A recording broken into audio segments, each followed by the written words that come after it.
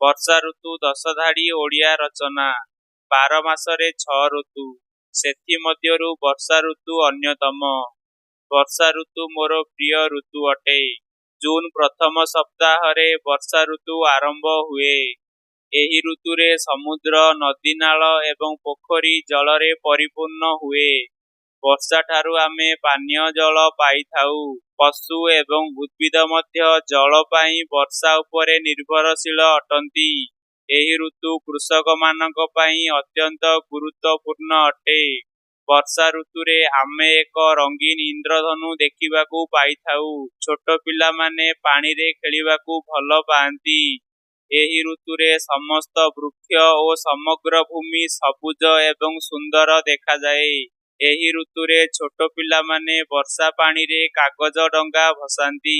ଏହି ଋତୁରେ ଫସଲ ବର୍ଷା ଜଳ ଉପରେ ନିର୍ଭର କରିଥାଏ। ଏହି ଋତୁରେ ସମଗ୍ର ପରିବେଶ ଥଣ୍ଡା ଏବଂ ସୁନ୍ଦର ହୋଇଥାଏ। ତେଣୁ ମୁଁ ବର୍ଷା ଋତୁକୁ ପସନ୍ଦ କରେ।